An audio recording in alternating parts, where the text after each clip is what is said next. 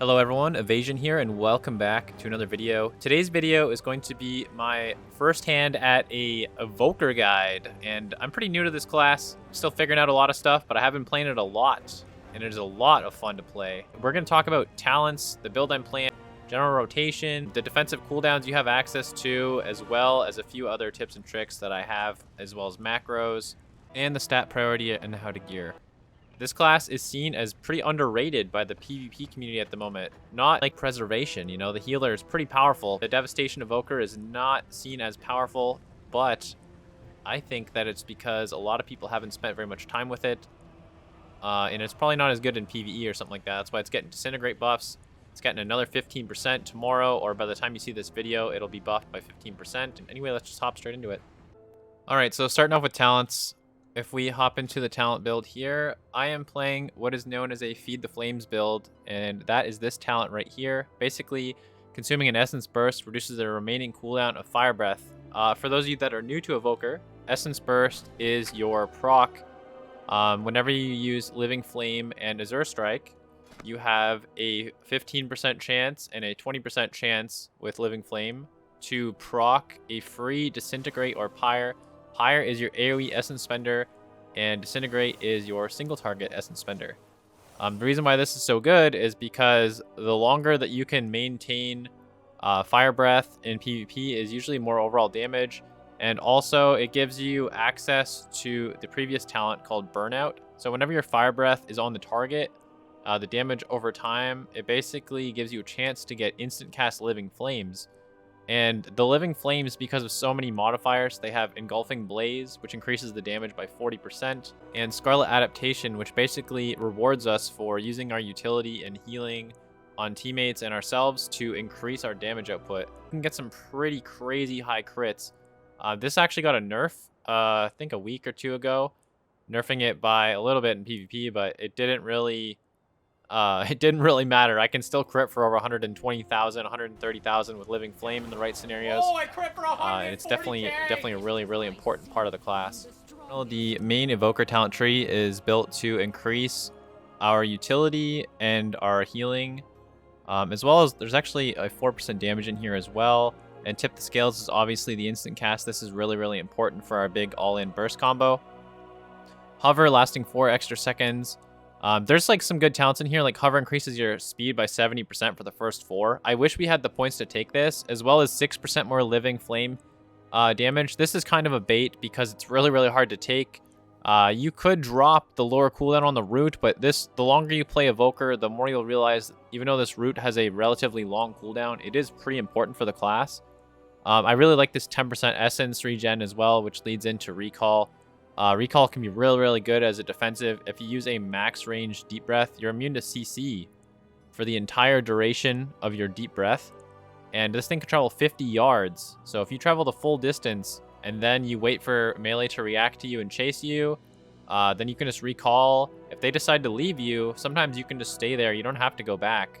So it's kind of like Alter Time, except for you don't have to create a cancel aura macro to actually utilize it in this way. Sleepwalk for our CC ability. This CC at first glance looks like it's kind of weak, but the fact that the target will walk towards you when you use Sleepwalk makes it a very potent CC, and it can also allow you to set up some decent like Deep Breath combos where you kind of drag whoever you CC'd with Sleepwalk into you, and then you Deep Breath with the stun off of that on them while you fly over the kill target. And the last thing here, Terror of the Skies, it makes your Deep Breath stun the enemy for 3 seconds. Unfortunately, everybody has minus 15% or at least minus 10% crowd control because of their 2-set trinket. So it's a relatively short stun, but it is a very powerful stun because a lot is happening when you hit them with this. It also pairs really well with the Onyx Legacy talent. I'm going to use this moment to skip over to the Devastation talent tree. So basically you have a 1-minute stun cooldown. The ability itself does a lot of damage. There's even talents that increase the damage of it. We don't really have the points to take this. I want to make a build that just does Deep Breath damage because it's really fun. It would probably be really fun in Battlegrounds or Epic BGs. Because it's pretty easy damage to pull off. You could just fly over everybody and roast them. If you want to mess around with this for some reason, you could just try dropping the 2 points out of Disintegrate if you're just trying to do massive AoE damage. Obviously, these two talents are insane when it comes to like arena and small scale fights, but that you could just move those over there if you want. Basically, the Devastation talent tree as a whole has a focus on increasing our Fire Breath's damage for the massive Tip the Scales burst, as well as increasing our sustain damage through Catalyze. So basically, when we use a short Fire Breath on the target, it'll put up a 24-second dot thanks to a Blast Furnace talent over in the left tree here, and just the actual spell itself. So we have 24 seconds of a dot ticking on the target, and when we use our Disintegrate over top of Fire Breath, it makes it tick 100% more often. So you actually get some pretty real sustain damage. And between this Shattering Star and spamming a couple of Disintegrates, you can get some pretty good damage off when your Dragon Rage is on cooldown. Dragon Rage is that massive burst cooldown as well. Basically what Dragon Rage does is it makes it so that our Essence Burst has a guaranteed chance to occur. So when we press Living Flame and Azure Strike, we have a 100% chance to get free Disintegrates, which is good. But the most important part of Dragon Rage is that it makes our Mastery Giant Killer have maximum benefit. So the way our Mastery works is that we get % damage increase, and this Mastery works linearly. So basically, if the target is at half HP, if we just use the current value, I would have like 22.5% damage increase. If they're at like 25%, you'll have half of that. It also fires off 3 Pyres. Pyre is your AoE Essence Spender, and it fires one of these off. You can actually get some pretty insane bursts with this because of another talent back in the talent row, Charged Blast. So whenever we spam blue abilities, you can see up in the top right here, we're gaining stacks of Charged Blast. So this can stack up to 20 times, and when it's at 20 stacks, it increases the maximum damage of Pyre by 100%. And the cool thing about this talent is that when you use Dragon Rage, it shoots automatic Pyre, and it will consume these stacks, even though you're not actually pressing the ability. So when you press Dragon Rage, you can get some pretty decent damage. The last thing I wanted to mention before moving on was the Scintillation talent, and here's an example of it working in PvP. Basically, when you cast Disintegrate, you have a 15% chance to proc a level 1 Eternity Surge at 60% power. This can add a decent extra like 35 to 60k damage depending on if it crits. Also, thanks to the talent that's before it actually, your damaging critical strikes will deal 220% damage instead of the usual 200, which gives crit some additional value for us. So let's talk about the burst rotation. Alright, so this is one of those times when you tell your healer you want to all in, but the game just started because it just set up so well you can't resist it. So we're going to go for a Shattering Star, and we're going to get PI, which actually makes our global faster, so this goes off faster than normal, so I've slowed it down. So we get Shattering Star, then we're going to press our on-use trinket and Dragon Rage, then we're going to use Tip the Scales, Instant Fire Breath, and we're going to follow with Disintegrate in this situation. The reason I chose to do this was kind of because of the HP the target landed at. Normally, I would go for a one-charge Eternity Surge. You can actually use your Obsidian Scales in combination with an honor talent called Obsidian Metal, which will give your 30% shield wall defensive immunity to interrupt, silence, and pushback. You can use this to cover your burst if you're super certain that you're going to one-shot the target. But usually I will go Shattering Star, on use, Dragon Rage, instant, so Tip the Scales, Fire Breath into a one-charge Eternity Surge, and then I will follow with either Disintegrate or Deep Breath, depending on the situation, or sometimes you will have instant Living Flames, which if you have Scarlet Adaptation saved up, you can spend those. The situation kind of changes. It's like, do you need to keep the target CC'd? Do you need to stop a major cooldown? You will probably go for a Deep Breath. Are you too far away? Maybe Deep Breath won't make it in time. Maybe you just want to kill them with Disintegrate since it has no flight time. Maybe they need a lot of burst. Living Flame would be your best option to do the most amount of damage. The last button you press in the burst rotation drastically changes based on the situation. Alright, next we're going to talk about defensives and utility of the Evoker class. So the main defensives are Obsidian Scales, which is a 30% damage reduction. It lasts 12 seconds. And thanks to a talent in the main Evoker tree, we have 2 charges of this. Another thing is an honor talent we have called Obsidian Metal, which I spoke about earlier. It gives us immunity to interrupt, silence, and pushback. So this is really good because it helps you be able to keep up the pressure when you also need to play defensive. The other defensive is Renewing Blaze, and you actually have 2 talent options for this. So basically, this is going to heal back 100% of the damage you take over 8 seconds. You can actually use this. This would probably be a tips and tricks section as well, but you can actually use this if you're with a priest. If they life swap you and you use Renewing Blaze before you got hit with life swap, then you will actually heal back all of your HP over the course of 8 seconds, and your teammate will obviously be at full health from stealing your health. But yeah, this is a good thing to note. And another defensive too, I guess, to talk about is called Zephyr. Usually I don't take this. It reduces the area of effect damage taken by 20%. This is stuff like Blade Storm or Comet Storm from things like I-Beam, Fists of Fury. However, you're usually going to get more value out of Time Spiral. The reason for this is that there's an honor talent affecting hover, which makes you immune to movement speed reduction effects, and this is absolutely insane. It makes you a little bit hard to sit on when you have your hover ready, and the fact that you have 2 charges is pretty good, but because of Time Spiral, you can have 3 for that one time that you need the 3rd one. It's very useful. This spell also lets you cast while moving, so being able to cast while moving and being unable to be slowed is pretty powerful when all of your blue spells have a slow attached to them of 50%. Rescue I would count as a defensive as well because of a talent, Twin Guardian, which makes it so you and the person you grab onto get a 30% shield for 5 seconds. This is only 1 minute cooldown. It's a really good thing to be rotating in. It's got a 30-yard range, so you can grab somebody from pretty far away and then travel like 30 yards the other direction. You can use this to completely fly across map. I'll try to include clips of this if I have any. It's got a lot of uses. You got to use your imagination for this one. Verdant Embrace is one of our best heals, but also it can be used to juke melee or to travel around the map. Sometimes traveling to a teammate will be more beneficial with Verdant Embrace over like healing yourself. You can just simply hold Alt and heal yourself and not travel anywhere.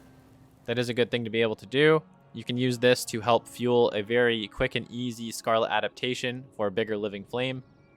And for other heals, we have Verdant Blossom, which you can actually heal somebody else, and you will still get a moderately large heal thanks to the Panacea talent in the talent tree of the Evoker. And so even though you'll, like, sometimes you might see in some of my clips where I drop this and I actually run out of it before it blooms, it's because I just wanted the little bit of the heal and to stay moving. Getting the full heal is obviously good. You can use this when you're pillaring with your teammates so that you all get the heal. It's pretty decent value global. It does cost a bit of mana, but we don't really have mana issue. The Evoker class has the ability to dispel poisons, which can be really useful, especially with all the rogues running around with the 5 stacks of wound poison.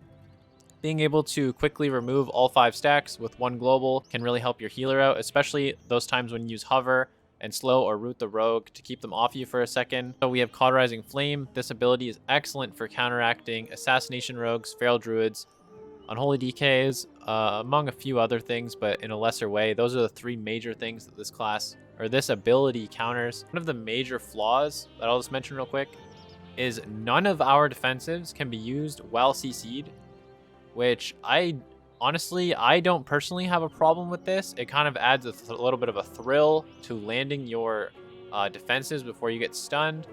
If you get an add-on like Diminish, you can actually track your character's own DRs, and you can see when you're off stun DR. Knowing that you're coming off a stun DR can give you a pretty good idea that the rogue is going to want to stun you if you've been the kill target all game. And that can help you get a really, really easy Obsidian Scales off or Renewing Blaze. Deep Breath is probably one of our most powerful abilities because it gives you, it removes all roots, and you're immune to movement impairing effects and loss of control effects while flying.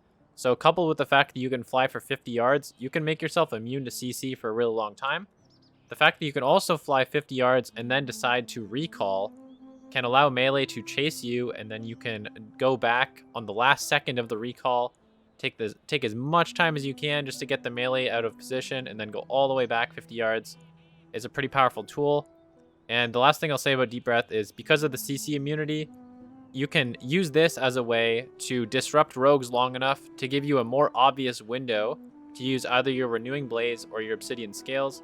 I always say rogue, that's because I main a rogue, but it could be any class that wants to stun you, whether it be a Rep Paladin during Wings, a Windwalker who have their Serenity ready to go and their Leg Sweep. So basically, Landslide is a really, really long-range linear route that you can do, and you can use this ability to catch people LOS. And it is definitely really, really good for setting up, keeping people still, to land maybe sleepwalks, to keep them still so you can land Deep Breath or anything like that. Tail Swipe can be really, really good to slow down an opponent that's trying to kill you. You can also use this to set up an easy Wing Buffet as well. Wing Buffet is a knockback that we have kind of like Typhoon, but the range is kind of small. So the fact that you can knock them in the air with Tail Swipe to set them up for a knockdown, that can be a useful way to go about this. Tail Swipe can also be used to knock enemies in the air who are immune to interrupts, such as the Paladin's Aura Mastery. I don't know if it's actually Aura Mastery that causes the interrupt, but basically anybody using, like even if I was using Obsidian Scales here and I didn't have Hover Up, another Evoker could dive in and use Tail Swipe to disrupt my casting, even though I can't otherwise be interrupted. Azure Strike, since it is a blue spell and it's an AoE spell as well, this is a very quick way to apply a slow. Maybe a target is about to go around the corner. You don't have any essences for Disintegrate. Your Shattering Stars on cooldown, and you need to keep up with them. Azure Strike can be a little useful ability. It's also useful during the tail end of Dragon Rage. Once you've put everything on cooldown, you can take advantage of the fact that Essence Burst has a 100% chance to occur, meaning if you press Azure Strike, you will get a free Disintegrate. So a good strategy to do is to try to use 2 Azure Strikes at the very end. This is if you don't obviously have Living Flame procs from your Fire Breath. Chances are, though, you used a Tip the Scales Fire Breath, which means you didn't have a very long dot. And because you didn't have a very long dot near the end of Dragon Rage, you will not have any instant procs of Living Flame. So using 2 Azure Strikes as you're exiting Dragon Rage, it's kind of a PvE tactic to stock up on Essence Burst that could allow you to have 6 Essence and 2 Essence Bursts plus Shattering Star going into a next go immediately when DRs are back, after your Dragon Rage has already fallen off. Hopefully, you won the game during Dragon Rage, but if you didn't, that is something you can utilize. Nullifying Shroud is an honor talent that we use. The only tip I really have for this is that it's kind of wonky, so a lot of people will essentially put it up early when the gates open, and there's lots of things you can use this for. You can actually use this against rogues, because rogues will sap this off. I do this all the time. You gotta be really sneaky. But once you notice yourself losing charges, you could quickly use Landslide in whichever direction you think they are to find the rogue. One talent I didn't really talk about is Oppressing Roar. This is nerfed in PvP, increases the duration of crowd control effects on targets by 20%. Sometimes I'll use this before a Deep Breath to kind of counteract the Trinket set bonus that reduces crowd control. And, just use this to get a little bit better of a stun on a Deep Breath. Or maybe if you're with a rogue or something like that, you can extend their crowd control on the kill target. For stat priority for Evoker, we're going Versatility, and I am going Mastery and Crit. I value these almost equally, but I take Mastery where I can. I have about 300 or so more Mastery than I do Crit before my gear is scaled up. In PvP, I have about 17% chance to crit. I don't have Haste, and it's not that Haste is a bad stat. It is a great PvE stat. But the reason I don't go for Haste is I am maximizing my burst value to the absolute limit. And the only haste you should have on your gear, in my opinion, is on the boots if you choose to get the 5% CC reduction boots that are crafted. I still have to get these crafted myself. And the badge also has haste on it, so that'll probably put you around 4%, maybe 5% in PvP. This is okay. One benefit of having a low haste value is that since you're maximizing all your other stats, if you play with a priest, like I sometimes do, you will get Power Infusion. And when you have Power Infusion and you don't have any haste, it feels insane to get a sudden haste boost and have all of your other stats maximized. It makes you incredibly powerful, and for that, I also recommend this. It's a fun thing to play, but it is incredibly dampening dependent if you're playing this in 2. So definitely, have a friend you like hanging out with, because you're going to be doing some long games. Here I have a rescue macro. Currently, I do not have it set up to do... normally, I'll just put the names of my teammates in here. If you do /cast in square brackets no mod at your friend's name, whatever your teammate's name is, or you could put party 1 here as well. If you put the exists afterwards, This will allow you to use the same button. If you're in a battleground and you target somebody, you'll be able to use this on them. If you're out in the world doing world PvP with a different friend or something, as long as you have exist here, you will still be able to use this like a regular non-macroed rescue keybind. The macro will auto-target your friend and then fly to the right location. And for landslide and deep breath, I actually use a macro, so it's at cursor. So normally you'll notice with these buttons, so basically you can deep breath, you can see how long it goes. But if you use at cursor, you can go way faster.